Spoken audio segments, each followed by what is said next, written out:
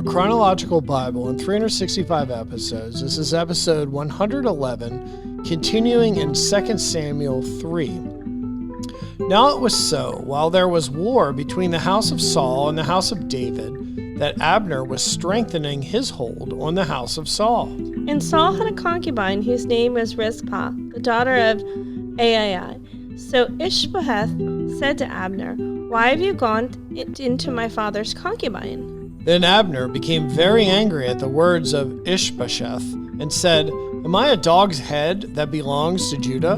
Today I show loyalty to the house of Saul your father, to his brothers, and to his friends, and have not delivered you into the hand of David, and you charge me today with a fault concerning this woman? May God do so to Abner, and more also, if I do not do for David as the Lord has sworn to him, to transfer the kingdom from the house of Saul and set up the throne of David over Israel and over Judah from Dan to Beersheba."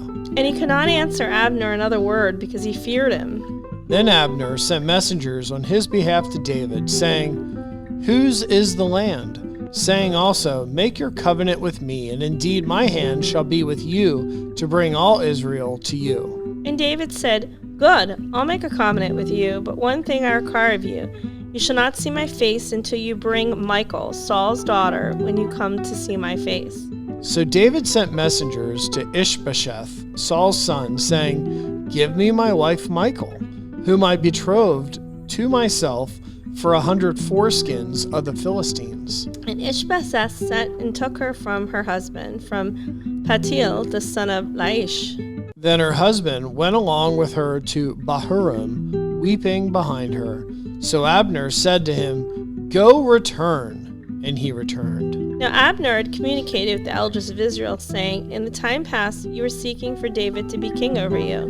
Now then do it, for the Lord has spoken of David, saying, by the hand of my servant David, I will save my people Israel from the hand of the Philistines and the hand of all their enemies." And Abner also spoke in the hearing of Benjamin.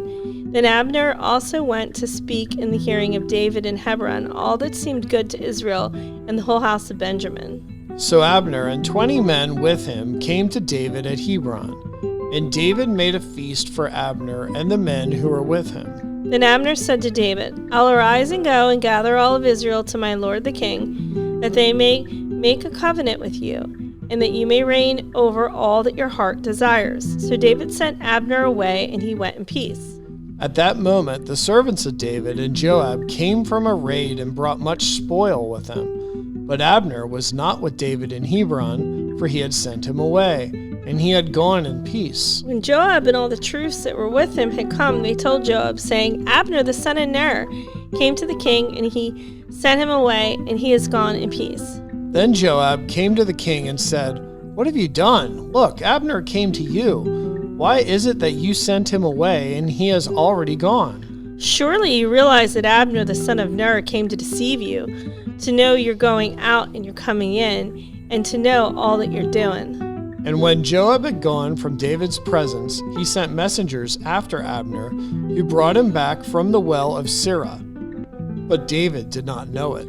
Now when Abner had returned to Hebron, Joab took him aside in the gate to speak with him privately, and there stabbed him in the stomach, so that he died for the blood of Asahel his brother. Afterward, when David heard it, he said, "My kingdom and I are guiltless before the Lord forever of the blood of Abner, the son of Ner. Let it rest on the head of Joab and on all his father's house, and let there never fail to be in the house of Joab one who has a discharge or is a leper, who leans on a staff or falls by the sword, or also lacks bread." So Joab and Abishai his brother killed Abner, because he had killed their brother Asahel at Gibeon in the battle. Then David said to Joab and to all the people who were with him, "Tear your clothes, gird yourselves with sackcloths, and mourn Abner." And the king David followed the coffin. So they buried Abner in Hebron, and the king lifted up his voice and wept at the grave of Abner, and all the people wept. And the king sang a lament over Abner and said, "Should Abner die as a fool dies?" Your hands were not bound, nor your feet put into fetters. As a man falls before wicked men, so you fell. Then all the people wept over him again. And when all the people came to persuade David to eat food while it was still day, David took an oath, saying, God, do so to me and more also, if I taste bread or anything else till the sun goes down. Now all the people took note of it, and it pleased them, since whatever the king did pleased all the people. For all the people and all of Israel understood that day that if it had not been for the king's intent to kill Abner the son of Ner. Then the king said to his servants, Do you not know that a prince and a great man has fallen this day in Israel? And I am weak today. The anointed king and these men, the son of Zeruiah, are too harsh to me. The Lord shall repay the evildoer according to his wickedness. When Saul's son heard that Abner had died in Hebron, he lost heart, and all Israel was troubled. Now Saul's son had 2 men who were captains of his troops. The name of one was Benaiah, and the name of the other was Rechab, the sons of Rimmon the Betherite, of the children of Benjamin, for Beth-Beerath also was part of Benjamin. Because the Beerathites fled to Gittaim and have been sojourners there until this day. Jonathan, Saul's son, had a son who was lame in his feet. He was 5 years old when the news about Saul and Jonathan came from Jezreel, and his nurse took him up and fled. And it happened as she made haste to flee that he fell and became lame. His name was Mephibosheth.